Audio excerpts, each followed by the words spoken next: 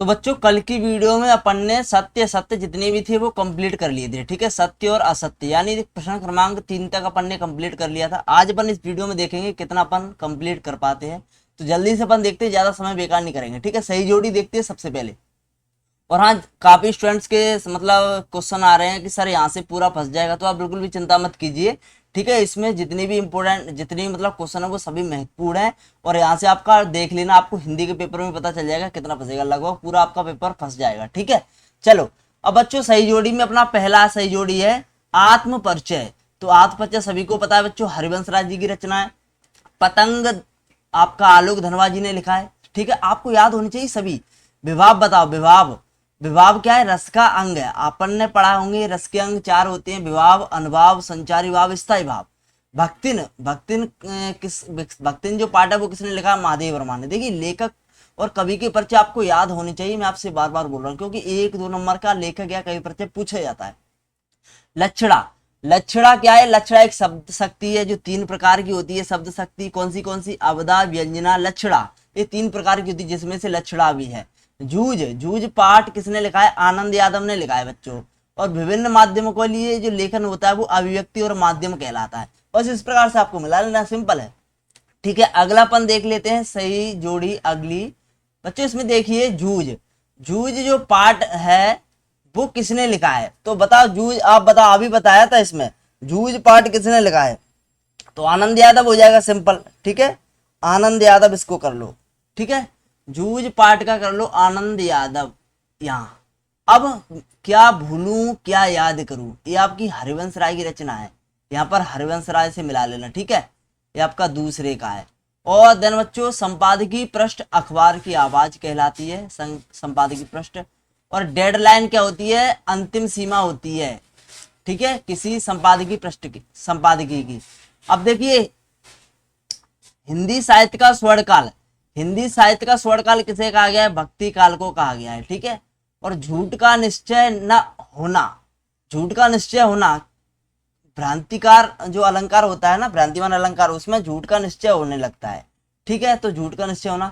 कहानी का केंद्रीय बिंदु बच्चों क्या कहलाता है? कथानक कहलाता है। इसको आपको घा से मिला लेना, कथानक। ठीक है, ये अपना हो जाएगा ये वाला। ठीक है, कथानक हो जाएगा। कहानी का जो केंद्रीय बिंदु होता है वो कथानक कहलाता है।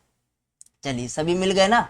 चलो अपन देख लेते हैं बच्चों यहाँ पे स्तंभ, मतलब क्वेश्चन नंबर 3। आचार्य रामचंद्र शुक्ल, आचार्य रामचंद्र शुक्ल ने क्या बोला है? अलंकार को काव्य की आत्मा बताया है बच्चों। अलंकार को काव्य की आत्मा किसने बताया है? आचार्य रामचंद्र शुक्ल ने। ठीक है, उपमेय को उपमान की, उपमान का आरोप लगाया है। जब उपमेय में उपमान का आरोप किया जाए तो वो सांग रूपक अलंकार होता है। उपमेय मतलब क्या होता है? उपमेय का मतलब होता है बच्चों, और देखो उपमान उपमान दोनों में ही अंतर है।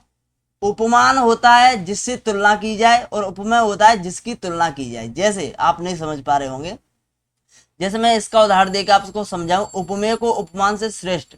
तो उपमेय को उपमान से श्रेष्ठ मतलब होता है अपना व्यतिरेक अलंकार। जहां उपमेय को उपमान से श्रेष्ठ बताया जाता है वहां व्यतिरेक अलंकार होता है। अब यहाँ पर आप कैसे उपमेय और उपमान में अंतर समझ पाओगे? देखो, जैसे मान लो मैंने लिखा सीता जी का मुख, सीता जी का मुख कैसा है? चंद्रमा से भी सुंदर है, चंद्रमा से भी सुंदर है, चंद्रमा से भी क्या है? सुंदर है, सुंदर है। ठीक है, अब ये बताओ इसमें उपमेय क्या है, उपमान क्या है? तो ये देखो इसमें तुलना किससे की जा रही है? चंद्रमा से की जा रही है ना तुलना, तो चंद्रमा हो जाएगा उपमान। और उपमेय कौन है? सीता मैया। जो मतलब उपमेय जिनकी तुलना की जा रही है, तो जिनकी तुलना की जाए वो उपमेय होता है, और जिससे की जाए वो उपमान होता है बस। ठीक है, जहां उपमेय को उपमान से श्रेष्ठ बताया जाए वहां व्यतिरेक अलंकार। उपमेय में तो बाकी जो हमने मतलब आपको बता देंगे। ठीक है, सब कुछ मतलब पढ़ा रखा है वैसे। ठीक है, आप देख लेना। अगला अपना, इसमें भ्रम दूर करना संभव नहीं। कौन सा? भ्रांतिमान अलंकार है जिसमें भ्रम का जो निश्चय हो जाता है, यानी भ्रम दूर करना संभव ही नहीं है, यानी भ्रम का निश्चय हो गया तो भ्रांतिमान अलंकार हो गया। इसमें अनिश्चय की स्थिति बनी रहती है संदेह में, संदेह अलंकार में अनिश्चय की स्थिति बनी रहती है। इस प्रकार से आपके हो गए। ठीक है, अब अपन देख लेते हैं जल्दी से एक वाक्य में उत्तर। चलो, तो इसमें जो अपना पहला है, रीतिकाल में किस रस की प्रधानता थी? तो बच्चों अपन ने मतलब पहले भी पढ़ लिया है, श्रृंगार रस की प्रधानता है रीतिकाल में, श्रृंगार रस। इसमें काव्य और सौंदर्य का वर्णन किया गया है, प्रेम और सौंदर्य का। अब देखिए मीरा किसकी अनन्य भक्त थी, तो कृष्ण भगवान जी की अनन्य भक्त थी, ठीक है, तो यहाँ पर लिख लो कृष्ण। अगला है गुनाहों का देवता उपन्यास के लेखक कौन है, तो इनके धर्मवीर भारती। कौन है, धर्मवीर भारती जी ने लिखा है, धर्मवीर भारती कर लेना, ठीक है बच्चों, धर्मवीर भारती। अगला अपना तुलसीदास स्वयं को क्या कहलवाना पसंद करते थे, राम का गुलाम, राम का गुलाम, ठीक है, राम का गुलाम कहना मतलब कहलवाना पसंद करते थे। अगला है बच्चों, यहाँ पर लिखेंगे पंचतंत्र में किस प्रकार की कहानियां लिखी गई हैं, तो पंच जो तंत्र है उसमें ऐसी देखो, पंचतंत्र जो बुक है ना उसमें लिखी गई शिक्षाप्रद, यानी पहली देखो पहला पॉइंट याद करो, शिक्षाप्रद। शिक्षाप्रद मतलब होता है कि उसमें किसी से सीख मिले, ऐसी कहानियां हैं जिनसे सीख मिले, शिक्षा मिले, शिक्षाप्रद कहानियां हैं। नीति परक कहानियां हैं, नीति परक, नीति परक का मतलब है कुछ नीतियां सीखने को मिले आपको, अनुशासन, ठीक है। अब पशु पक्षियों के ऊपर कहानियां लिखी हैं, उसमें पशु पक्षियों के ऊपर कहानियां लिखी है, तो इस प्रकार से कहानियां लिखी गई हैं, ठीक है, कहां पर, पंचतंत्र में। अगला कृष्णदा का वास्तविक नाम क्या था, चलो इसको आप बताओ, कमेंट में बताना इसको, चलो मैं ही बता देता हूँ, शायद आपको ना, कृष्ण पांडे था, ठीक है, कृष्णानंद पांडे लिख लो आप, कृष्णानंद पूरा नाम है कृष्णानंद पांडे, ठीक है, कृष्णानंद पांडे था। पृथ्वीराज रासो काव्य किस युग में लिखा गया, ये हमने आपको पहले ही बताया था, जो पृथ्वीराज रासो काव्य है वो अपना वीर गाथा काल में लिखा है, या फिर आप इसको आदिकाल भी बोल सकते हैं, आदिकाल, आदिकाल लिख लो, या फिर वीर गाथा काल, वीर गाथा काल, ठीक है, इस प्रकार से लिख सकते हो। अगला है अज्ञे किस युग के प्रवर्तक कवि है बताओ, तो अज्ञे अपने प्रयोगवाद के कवि हैं, ठीक है, कहाँ के, प्रयोगवाद के, तो प्रयोगवाद कर लेना, बहुत ही मतलब मिनिमल जगह है यहाँ पर। प्रत्येक पंक्ति में 31 वर्ड वाली रचना क्या कहलाती है, तो मतलब प्रत्येक पंक्ति में 31 वर्ड होते हैं, यानी वर्डों की गणना की जा रही, तो वार्षिक छंद हो गया, और कौन सा छंद अपना, कवित छंद होता है, कवित छंद होता है बच्चों। एक क्वेश्चन नंबर 9 का आंसर कर लेना, यहाँ पर लिख देता हूँ कवित छंद, कवित छंद, ठीक है, आप तुरंत के तुरंत नोट करते चलो तो ही अच्छा है, ठीक है। अगला अपन देख लेते हैं, ऐसा लघु वाक्यांश जिसके प्रयोग में भाषा में सौंदर्य उत्पन्न हो जाता है क्या कहलाता है, तो वो मुहावरा कहलाता है, मुहावरा कहलाता है, ठीक है, मुहावरा। अगला किसी घटना समस्या या मुद्दे की गहन छानबीन और विश्लेषण को क्या कहते हैं, कोई घटना है उसको अपन मतलब इन्वेस्टिगेट कहते हैं, सीधी बात है, ठीक है, इन्वेस्टिगेट रिपोर्टिंग, या फिर पत्रकार, खोजी पत्रकारिता कहते हैं, हिंदी में लिख लो खोजी पत्रकारिता, क्योंकि हिंदी में पूछा जाएगा ना, खोजी पत्रकारिता लिख के आ जाएगा, फिर आप भूल जाओ क्या था, खोजी पत्रकारिता कहते हैं, या फिर इन्वेस्टिगेटिव रिपोर्टिंग कहते हैं इंग्लिश में। अगला अपना आनंद यादव का मन किस बात के लिए तड़पता था, तो स्कूल जाने के लिए, यानी पाठशाला जाने के लिए, पाठशाला जाने के लिए, ठीक है, पाठशाला जाने के लिए तड़पता था। अगला अपना बच्चे किसकी प्रत्याशा में होंगे, प्रत्याशा में होंगे, आशा में, तो बच्चे जो है अपनी माता यानी चिड़िया की लौटने की आशा में होंगे, चिड़िया मतलब उनके लिए भोजन लेने गई थी, तो बच्चे मतलब नीड़ों से जाग रहे हैं, यानी घोंसलों से जाग रहे हैं कि मेरी माँ कब आ रही है हमारे लिए भोजन लेकर, ठीक है, तो मतलब वो इंतजार कर रहे हैं बच्चों, तो चिड़िया, बच्चे किसकी प्रत्याशा यानी आशा में होंगे, चिड़िया की चिड़िया की इंतजार कर रहे थे। प्रसाद गुण का संबंध किस रस से पाया जाता है, तो प्रसाद रस सभी रसों में पाया जाता है ज्यादातर, वैसे मुख्य रूप से शांत रस में मिलता है, यहाँ पर आप शांत रस कर सकते हो, ठीक है, शांत रस। अगला अपना तुलसीदास ने रामचरितमानस की रचना किस भाषा में की है, अभी बताया था, इससे पहले भी आया था, अवधी, अवधी भाषा में की है, रामचरितमानस की रचना अवधी भाषा में हुई है, ठीक है। कवियों के अनुसार 10वां रस किसे कहा जाता है, तो वात्सल्य रस को कहा जाता है, इसका आप क्या कर लोगे, वात्सल्य रस, वात्सल्य, ठीक है। रेडियो नाटकों में पात्रों की पहचान किसके माध्यम से होती है, जो रेडियो नाटक होते हैं उसमें जो पात्र होते हैं उसकी पहचान किसके द्वारा होती है, तो आवाज के द्वारा होती है बच्चों, आवाज के द्वारा, किसके द्वारा, आवाज के द्वारा, आवाज के द्वारा ही तो अपन पहचान पाएंगे कि कौन सा पात्र अब बोल रहा है, मतलब कौन सा नहीं बोल रहा है, ठीक है। भक्तिन लेखिका को भोजन किस बर्तन में देती थी, तो जो भक्तिन थी वो कटोरे में देती थी, पीतल की थाली, तो यहाँ पर दो मतलब बर्तन थे, पीतल की थाली भी थी, पीतल की थाली भी थी, पीतल की थाली और बच्चों इसमें क्या था, पीतल की थाली और कांसे के कटोरे, कांसे के कटोरे में देती थी, कांसे के कटोरे, कटोरी और थरिया तो चाहिए, तो कांसे की कटोरिया थी और थाली थी अपनी पीतल की बच्चों। ठीक है, अनुच्छेद लेखन से पूर्व क्या कर लेना चाहिए, जो अनुच्छेद लेखन है वो लिखने से पहले क्या करना चाहिए, विचार बिंदु, रूपरेखा, रूपरेखा बना लेनी चाहिए। ठीक है, रूपरेखा तैयार कर लेनी चाहिए, रूपरेखा तैयार कर लेनी चाहिए, लिख लेना। ठीक है, अगला तुलसीदास कृत कवितावली किस भाषा में लिखी गई है, तो तुलसीदास जी की कवितावली है वो ब्रज भाषा में लिखी गई है। और रामचरितमानस किस भाषा में लिखी गई है, अवधी में। और जो कवितावली है वो किस में लिखी है, ब्रज भाषा में। समाचार पत्र किस शैली में लिखे जाते हैं, तो उल्टा पिरामिड शैली, ध्यान रख लेना, मोस्ट इंपोर्टेंट है बहुत ज्यादा, उल्टा पिरामिड शैली लिखे जाते, उल्टा पिरामिड शैली, उल्टा पिरामिड शैली। ठीक है बच्चों, याद कर लेना, मोस्ट इंपोर्टेंट है। अगला है अपना जूझ उपन्यास के अनुवादक का नाम लिखिए। चलो, तो केशव प्रथमवीर आप लिख लो इसमें नाम, केशव प्रथमवीर थे, केशव प्रथमवीर, केशव प्रथमवीर थे। ठीक है, अगला तुलसीदास जी की दरिद्रता की तुलना किससे की गई है, तो रावण से की गई है, रावण से, किससे की गई है, रावण से की गई है। या फिर दशानन लिख लो, रावण का दूसरा नाम दशानन भी है, तो दशानन लिख लो पाठ के अनुसार।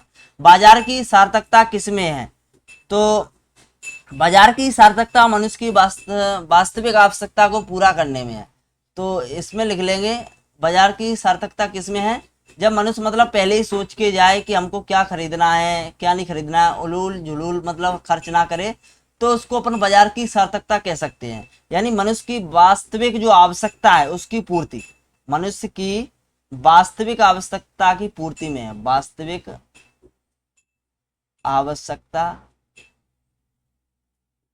की पूर्ति में है बाजार की सार्थकता। ठीक है, मनुष्य की वास्तविक जो आवश्यकता है उसकी पूर्ति में है, ना कि मतलब जो मतलब जरूरत चीज की जरूरत ही नहीं है वो भी खरीद के लेके आओ, तो ये बाजार का जादू आप पर काम कर गया।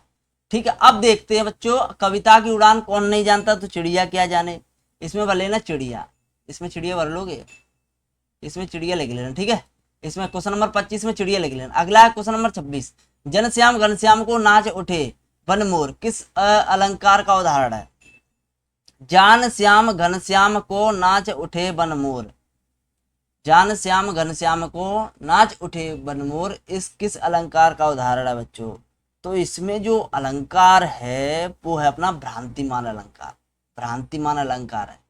अब भ्रांतिमान कैसे, भ्रांतिमान अलंकार साफ ही पता चल रहा है कि जान श्याम घनश्याम को नाच उठे बनमोर, यानी घनश्याम को समझकर जो बन की मोर है वो नाच उठे, लेकिन श्याम को घनश्याम समझ बैठे वो। ठीक है, अगला है क्वेश्चन नंबर 27, यानी भ्रांति होगी ना। अब कैमरे के सामने किसको लाया जाता है, बताओ, कैमरे के सामने लाया जाता है अपाहिज को, दिव्यांग को, अपाहिज, अपाहिज को लाया जाता है पाठ के अनुसार। चलो, अपना दिव्यांग भी लिख सकते हो। अगला अपना अखबार पत्रिकाएं और पुस्तक के किस प्रकार के माध्यम में आती हैं, जो अखबार पत्रिकाएं और पुस्तक के किस प्रकार के माध्यम में आती हैं, तो ये आती हैं प्रिंट मीडिया के, मुद्रित माध्यम में बोल सकते हो, हिंदी में लिख लो मुद्रित माध्यम, मुद्रित माध्यम में आती है। ठीक है, या फिर प्रिंट मीडिया भी लिख सकते हो, प्रिंट मीडिया इंग्लिश में। ओके, चलो, करोड़ रस का स्थायी भाव बताओ, सभी को पता होगा शोक होता है बच्चों, शोक। अगला नाटक सम्राट के नाम से किसे जाना जाता है, बहुत ज्यादा इंपोर्टेंट है, जयशंकर प्रसाद को, जयशंकर प्रसाद को बच्चों नाटक सम्राट के नाम से जाना जाता है। शब्द गुण कितने प्रकार के होते हैं, शब्द गुण 3 प्रकार के होते हैं, अभी बताया था, उसमें प्रकार पूछा है, 3 प्रकार के होते हैं, ओज गुण, माधुर्य गुण और प्रसाद गुण, 3 प्रकार। आधुनिक काल की मीरा किसे कहा गया है, तो महादेवी वर्मा जी को कहा गया है, महादेवी वर्मा जी को, महादेवी वर्मा जी को आधुनिक काल की मीरा कहा गया है। मुद्रित माध्यम की एक प्रमुख विशेषता बताइए, तो मुद्रित माध्यम की आप एक प्रमुख विशेषता लिख सकते हो, मतलब प्रमुख विशेषता शब्दों का स्थायित्व, शब्दों का स्थायित्व लिख सकते हो, शब्दों का स्थायित्व इसमें बना रहता है, शब्दों का स्थायित्व एक विशेषता है। अगला अपना घटना स्थल से किसी खबर के सीधे प्रसारण होने की घटना को लाइव कहते हैं, लाइव जो प्रसारण आता ना, लाइव सीधा प्रसारण, या फिर सीधा प्रसारण हिंदी में लिख लो भाई साहब। देखो हिंदी कठिन है ना इंग्लिश से। सीधा प्रसारण लिख लो या फिर लाइव लिख लो, मतलब सीधे मतलब प्रसारित की जाती खबर। और पति की मृत्यु के समय भक्तिन की आयु कितनी थी? तो उनकी जो पति की मृत्यु थी तब भक्तिन की आयु थी 29 वर्ष, 29 ईयर थी। ठीक है। अगला अपन छंद कितने प्रकार के होते हैं नाम लिखिए। तो छंद दो प्रकार के होते हैं, दो प्रकार के होते हैं। कौन से होते हैं? वाड़िक होता है, वाड़िक होता है और मात्रिक होता है। वाड़िक और मात्रिक छंद होता है बच्चों। सारी विच नारी है कि नारी विच सारी है, कौन सा अलंकार है बताओ? इसमें क्या हो रहा है? संदेह हो रहा है ना कि कौन सा अलंकार है। साड़ी के बीच नारी है कि नारी के बीच साड़ी, की साड़ी की नारी है कि साड़ी में नारी है। ठीक है, संदेह अलंकार है, संदेह अलंकार अलंकार। चांद का मुंह टेढ़ा किस कवि की रचना है? तो चांद का मुंह टेढ़ा गजानन माधव मुक्तिबोध की रचना है। पूरा नाम इनका गजानन माधव मुक्तिबोध, गजानन माधव। देखो नोट कर लेना, ठीक है, इसमें जगह नहीं है इसीलिए। एक अंक वाली नाट्य कृति क्या कहलाती है? तो एकांकी कहलाती है, जिसमें एक अंक हो वो एकांकी कहलाती है बच्चों। ठीक है। जहां उपमेय को उपमान से श्रेष्ठ बताया जाए, अभी बताया ना उपमेय को उपमान से श्रेष्ठ बताया जाने। ठीक है, यानी जिसकी तुलना कर रहे हैं उसको श्रेष्ठ बताएं। किससे तुलना कर रहे हैं? उससे। तो वहां कौन सा अलंकार होता है? व्यतिरेक अलंकार होता है बच्चों, व्यतिरेक अलंकार। ये सभी बताया ना हमने आपको कि सीता जी का मुख चंद्रमा से भी सुंदर है, तो वहां पर उपमान से श्रेष्ठ बताया जा रहा है उपमेय को। भारत में पहला छापखाना कहाँ खुला है? तो गोवा में खुला है। गोवा में कब खुला था ये आपको बताया था हमने, बताओ? 1556 में खुला था ना। चलो अगला अपना हिंदी पद्य साहित्य को कितने कितने भागों में बांटा गया? तो 4 में, 4 भागों में बांटा गया। नाम ये आप नोट कर सकते हो, भक्ति काल, आदिकाल और रीतिकाल और आधुनिक काल। ये 4 भाग है, आदिकाल, भक्ति काल, रीतिकाल और आधुनिक काल। कलम का जादूगर बताओ, बहुत ज्यादा इंपॉर्टेंट है। राम वृक्ष बेनीपुरी, राम वृक्ष बेनीपुरी को कलम का जादूगर कहते हैं। राम वृक्ष बेनीपुरी, राम वृक्ष बेनीपुरी को क्या कहते हैं बच्चों? कलम का जादूगर। HTML का फुल फॉर्म बताओ? तो HTML का फुल फॉर्म मैं यहाँ पर लिख देता हूँ, हाइपर टेक्स्ट मार्कअप लैंग्वेज। ठीक है, ठीक है बच्चों। चलो, कौन सा स्तंभ जनमत को प्रतिबिंबित करता है? जनमत को तो संपादकीय पृष्ठ। कौन सा स्तंभ? संपादकीय पृष्ठ। ठीक है, संपादकीय पृष्ठ इसमें लिख सकते हो,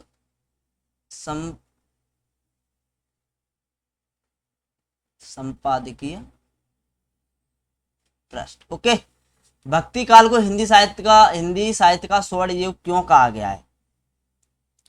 बताओ, भक्ति काल को जो है हिंदी साहित्य का स्वर्ण युग क्यों कहा गया है? क्योंकि इसमें लोक कल्याण की भावना थी, आध्यात्मिक इसमें समन्वय था। इसके कारण इसको लोक हिंदी साहित्य का स्वर्ण काल भी कहते थे। मतलब इसका मैं आपको करेक्ट आंसर अभी और बता दूंगा, ठीक है, सरल भाषा में। मतलब इसमें लोक कल्याण की भावना थी, बस आप इतना समझ लो। और इसमें उच्च कोटि की रचनाएं हुई थी, मतलब बहुत अच्छी अच्छी बड़ी बड़ी रचनाएं इसमें हुई थी, इसीलिए इसको भक्ति काल को स्वर्ण काल कहा जाता है। इसमें मानव के कल्याण की, लोक के कल्याण की बात कही गई है। ठीक है, इसीलिए इसको सबसे ज्यादा अच्छा माना जाता है, भक्ति काल को स्वर्ण काल कहा जाता है। हालावाद के प्रवर्तक कवि कौन है? तो हरिवंश राय बच्चन है, सभी को पता होगा, हरिवंश राय बच्चन। अगला है, हिंदी की पहली कहानी किसे माना गया? तो हिंदी की पहली कहानी इंदुमती, इंदुमती, इंदुमती को माना गया, इंदुमती।